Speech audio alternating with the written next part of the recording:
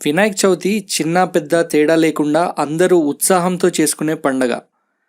అసలు వినాయక చవితి ఎలా మొదలైంది?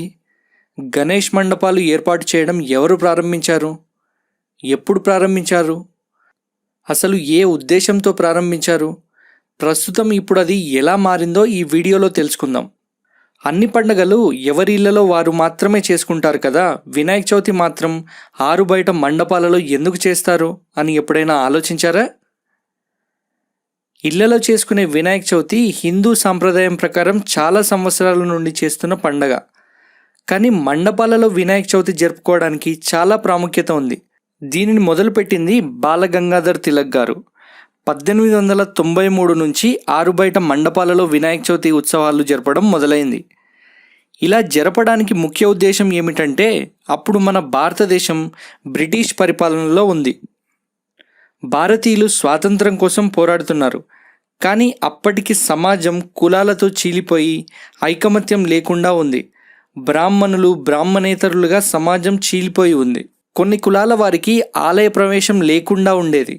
మొత్తానికి సమాజంలో కొన్ని వర్గాల వారి ఆధిక్య భావన తప్ప సమానత్వపు భావన, ప్రజల మధ్య ఐకమత్యం లేకుండా ఉండేది. అలాంటి పరిస్థితుల్లో బాలగంగాధర్ తిలక్ గారు అన్ని వర్గాల ప్రజల మధ్య ఐకమత్యమే లక్ష్యంగా వినాయక చవితి పండుగను ఇళ్లలో, గుడిలలో మాత్రమే కాకుండా అందరికీ అందుబాటులో ఉండేలా మండపాలలో చేయాలని మంచి ఉద్దేశంతో ప్రారంభించారు. కానీ ప్రస్తుత పరిస్థితి ఎలా ఉంది? ఐకమత్యం కోసం ప్రారంభించిన దానిని గ్రూపులుగా విభజించేలా తయారు చేస్తున్నారు. ప్రతి గల్లీకి ఒక వినాయకుడిని, ప్రతి అపార్ట్మెంట్కి ఒక వినాయకుడిని, ప్రతి కుల సంఘానికి ఒక వినాయకుడిని, ప్రతి రాజకీయ పార్టీకి ఒక వినాయకుడిని పెడుతున్నారు. ఇలా పెడుతున్నారు కదా, వీళ్ళకేమైనా భక్తి శ్రద్ధలు ఉన్నాయంటే అది లేదు. ఇప్పుడు అందరూ ఒకేలా ఉండరు, కానీ వినాయకుడిని పెట్టడం అనేది స్టేటస్ సింబల్ లాగా మారిపోయింది.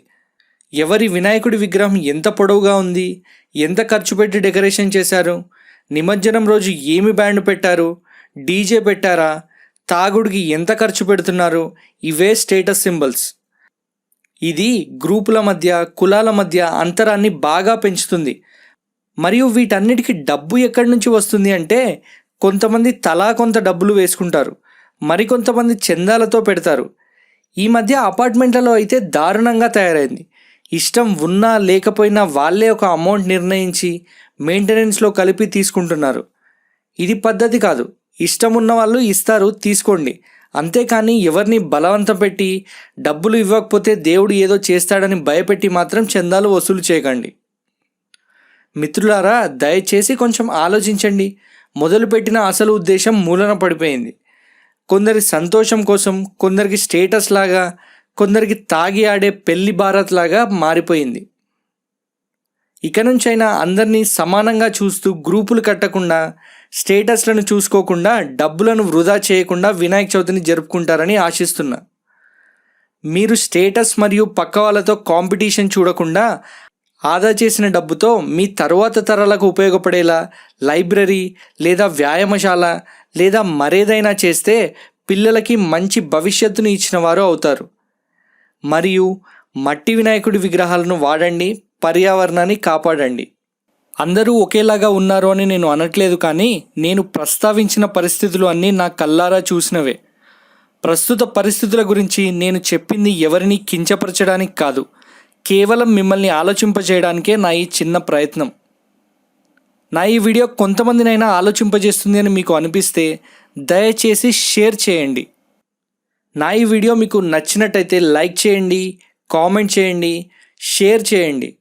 మరిన్ని వీడియోల కోసం సబ్స్క్రైబ్ చేసుకోండి. నోటిఫికేషన్ కోసం పక్కనే ఉన్న బెల్ ఐకాన్ని తప్పకుండా ప్రెస్ చేయండి. Thanks for watching.